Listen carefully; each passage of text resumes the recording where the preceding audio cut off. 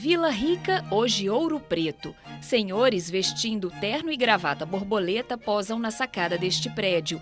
Este é um dos raros registros dos primeiros deputados que Minas Gerais teve. Era a Assembleia Provincial, inaugurada em 1835. O surgimento foi em um dos momentos mais agitados da história brasileira. Em 1831, Dom Pedro I, que enfrentava muitas críticas, havia desistido do trono no Brasil. Mas, como Pedro II só tinha 5 anos quando o pai renunciou, o governo foi dirigido por regentes. O poder, até então concentrado nas mãos do imperador, foi sendo repartido com as províncias, que ganharam mais autonomia com uma emenda à Constituição, que criou as Assembleias Legislativas Regionalizadas. De 1835 a 1841, eu acho que a Assembleia Legislativa de Minas Gerais nunca teve tanto poder. Por quê? Porque você tem novas atribuições com uma instituição absolutamente inédita, né? Ela poderia definir a divisão judiciária, administrativa, ela poderia definir questão de empregos públicos, que era muito importante. Nestes papéis de quase 200 anos atrás, estão a ata da reunião inaugural do Legislativo Mineiro.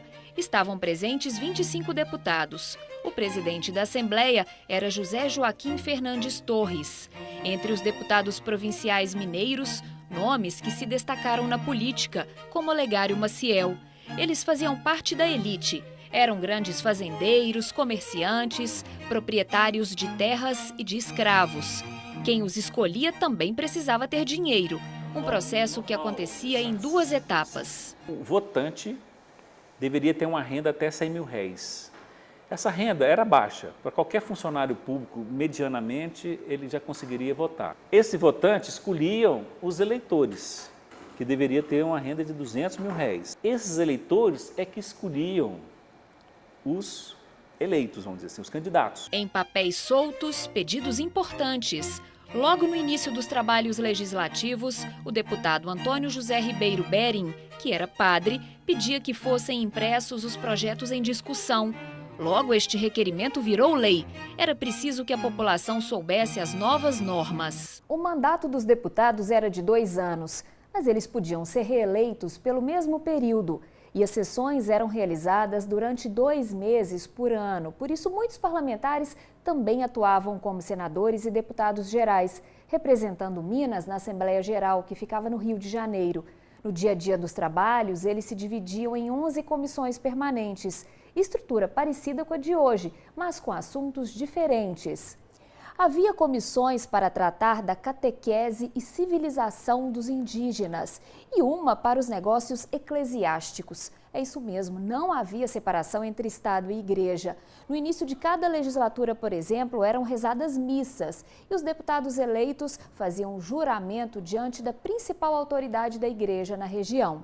A 5ª Lei Mineira mostra que a criação de impostos passou a ser uma atribuição das assembleias provinciais. Ela permitia aos vereadores de Diamantina a cobrança de uma espécie de pedágio. Quem passasse a pé pela ponte pagava R$20, a cavalo 40. Os deputados mineiros também podiam dar autonomia aos aglomerados urbanos. Aqui autorizavam o Arraial de Santo Antônio do Uberaba a virar vila. Essa descentralização política e administrativa do período regencial começou a incomodar a elite do país. Ao mesmo tempo, estouraram várias revoltas sociais pelas províncias brasileiras, como a Farroupilha no Rio Grande do Sul. Para acabar com essas disputas políticas que abalavam o Brasil, uma manobra antecipou a transferência de poder para Pedro II. A declaração da maioridade dele em 1840 fez com que o imperador assumisse o trono aos 14 anos de idade. O início do segundo reinado no Brasil diminuiu a autonomia das assembleias provinciais. Agora você tem uma nova interpretação. E essa interpretação fala o quê? Fala que você deve centralizar de novo o poder no Rio de Janeiro. Então esvazia de competência as Assembleias Legislativas Provinciais. Mas o lugar das elites para discussão continuava sendo um espaço importante de discussão pública, né?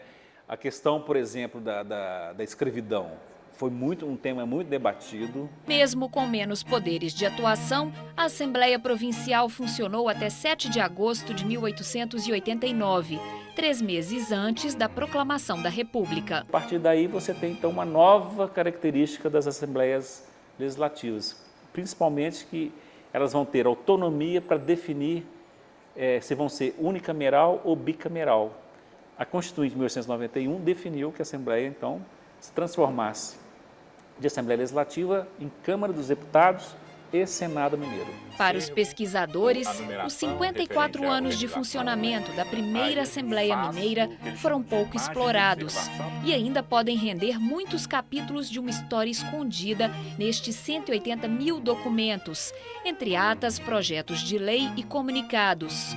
Muito deste acervo inédito estava comprometido com papéis gastos e manchados, mesmo com todo o cuidado de armazenamento do Arquivo Público Mineiro. Durante 4 anos, os técnicos organizaram, higienizaram, desdobraram cada página. Depois foram tiradas fotos de cada uma.